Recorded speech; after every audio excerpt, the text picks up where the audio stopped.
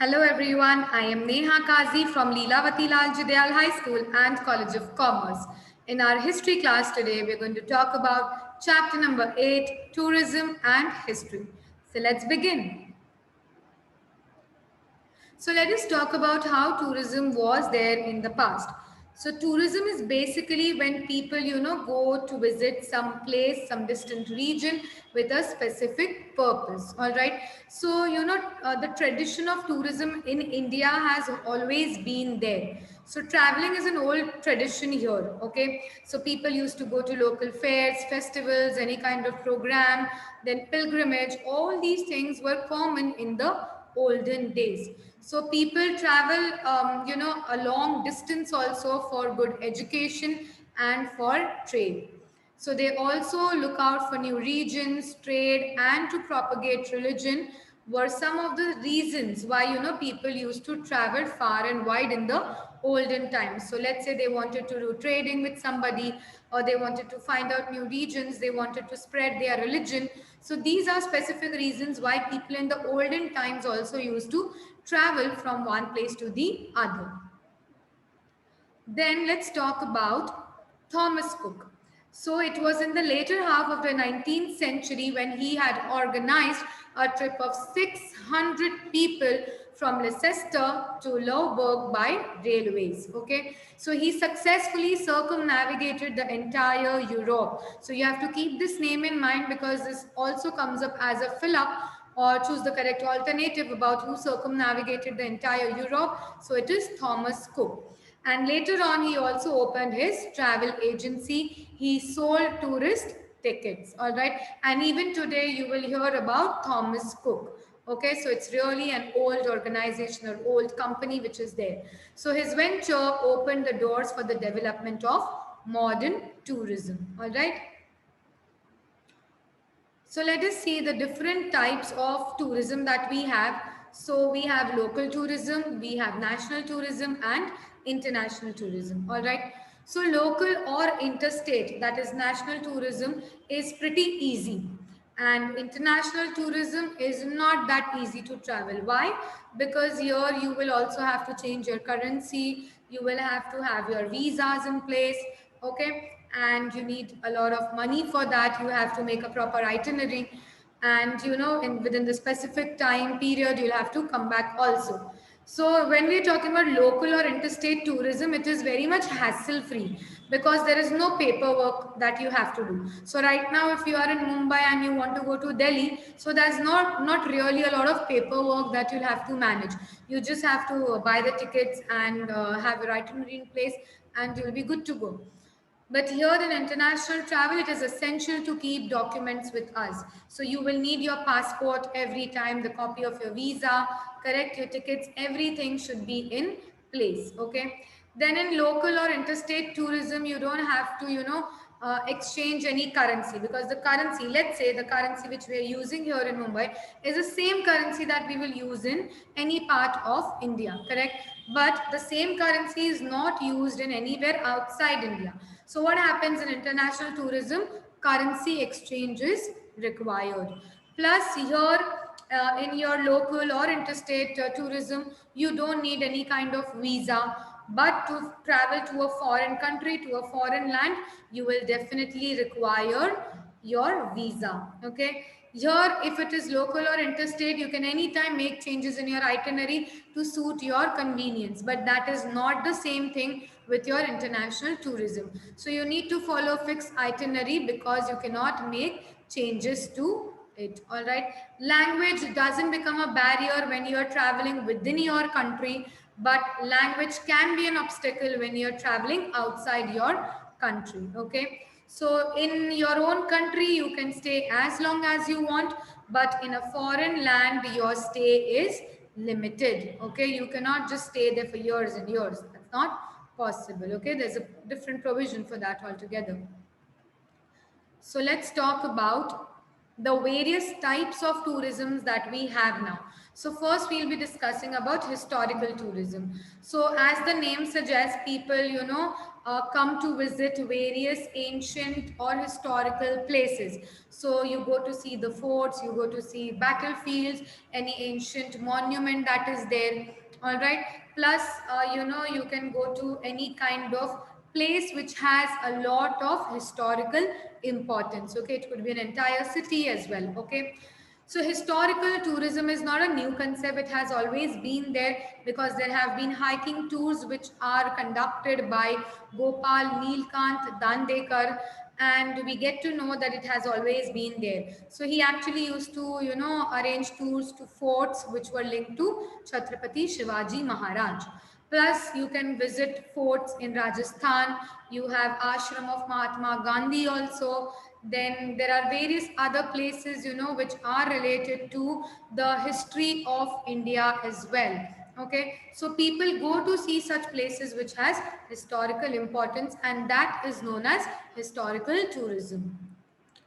Let us see the next type that we have. It is geography tourism. All right, so people are attracted to, natural places. It can be beaches, it can be mountain ranges, valleys, snow capped peaks. All right, animal sanctuaries, bird sanctuaries. Here we can have the nature around us, correct? So tourists go to see these places which actually creates interest in them, which are related to the nature. So we have Valley of Flowers in Uttarakhand, we have the Crater Lake at Lonar, and there are various other places which are there in terms of geography tourism. Then comes in agro-tourism, so visit to agricultural center, okay, or agricultural university comes under agro-tourism. So visit to countries like it is, when they have to study about what are the advancement that have been done in terms of agriculture. So that is known as agro-tourism, okay. Let's proceed and talk about health tourism. So, affordable and qualitative health services are available in India, which actually attracts many foreigners. Okay. Now, India, we have already known that Ayurveda and yoga are very popular. So, people from all over the world come to India for these facilities also. And of course, being a tropical country, we have seen this in geography that India is a tropical country. So there is a lot of sunlight which is available in India. So this also becomes a major tourism for, people who are living in cold countries. So they come to India for this reason, all right? And here, like I said, Ayurveda therapies and yoga training have roots in India. So people from all over the world come to India for this purpose, okay? Then we have sports tourism.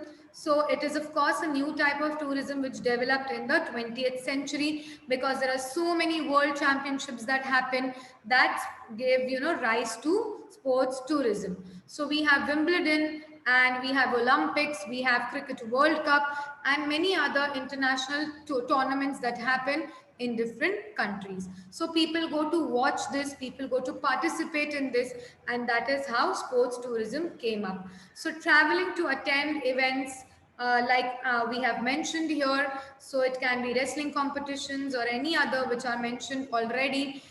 So that gave rise to sports tourism. All right.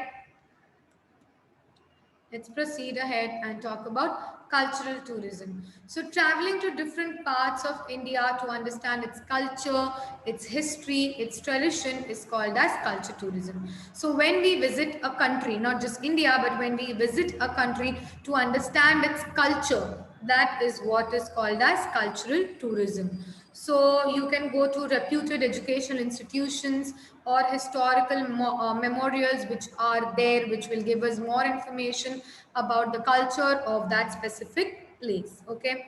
So you can visit music, dance and other film festivals to study or get a glimpse of the local culture which is there. And that is known as cultural tourism. Okay. Then we have tourism based on special events. So it could be your religious event, it could be any literary conference which is held, and people can go to different places for these events. So you can have seminars, you can have book exhibitions, it can be any kind of conference, film festivals, or any other event that is there. Okay, so all of these special events will be included in tourism also. All right, let's proceed and talk about how did tourism develop. Okay, and what facilities are we are giving to the tourists. So we already saw that previously how they used to travel, the reasons, and now there are so many reasons for people to travel. It could be simply just for a leisure purpose, just for holiday purpose also, but what facilities should be given to the tourist. So your place should be safe and secured. Proper transport facilities should be given to them. Okay, and a good accommodation, hotel arrangements, and everything, right from budget hotel to 7-star hotels, everything should be there. Good and proper washroom, clean washrooms should be given to in the travel routes also, and at all the tourist sites that are there. And special attention is to be given to the needs of specially challenged people who are also coming as tourists in your country. So when you provide them with all these facilities, automatically there is a development in tourism. Okay, now, there are certain precautions that to be taken to preserve the rich historical heritage sites that we have. So, you must not deface or vandalize the monuments. This is very important because they are of historical importance to us, correct? A lot of tourists, have a habit of writing their names on the walls, or they just carve out their names on the trees. It's really not a good thing. Okay, you are ruining the entire scenery that's there, the entire monument that's there, and it becomes a major issue. Okay, so avoid painting any ancient monument, with different colors, or making it filthy, making it look dirty. We should not do that. So heritage sites should have basic facilities in its premises, okay, or even around. So it should be filth free, which means it should be dirt free. So proper dustbins should be there, proper washroom should be there, so that people don't litter around. Okay, and it's very important, students, to understand this, because these historical places, these heritage sites is what is giving us tourism also. There are so many people who are getting employed because of it. Imagine Taj Mahal losing its beauty. Okay, will people even go and see it then? Will it be a wonder of the world then?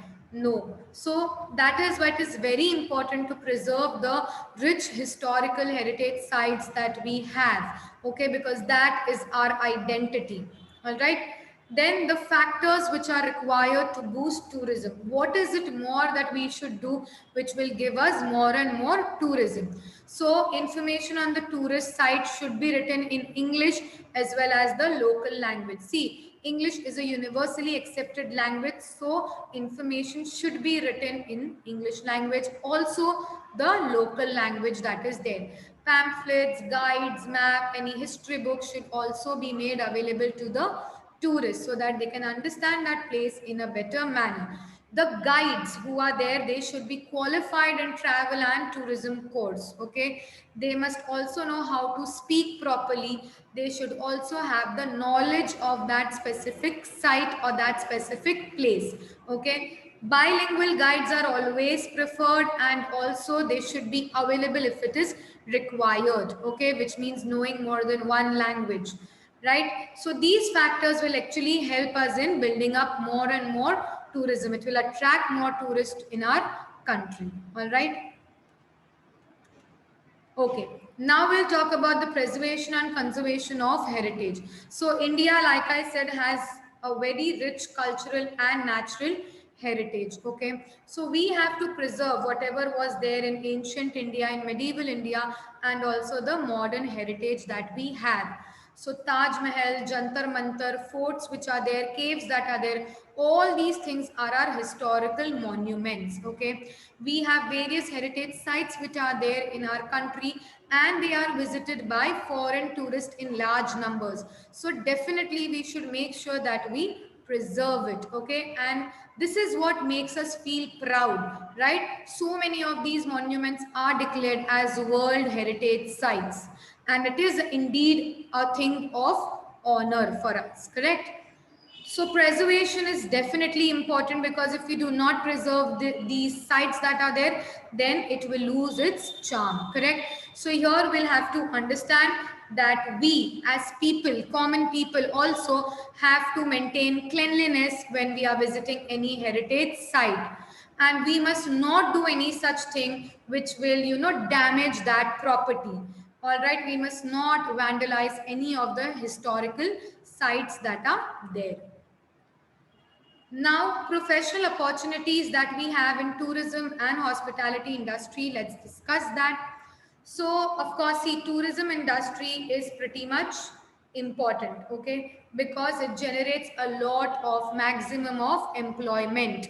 It is a stable industry and has a lot of scope for experimentation. Just unfortunately, in these times of COVID, tourism everywhere was completely shut, okay. Otherwise, tourism is is a profession wherein you get a lot of employment.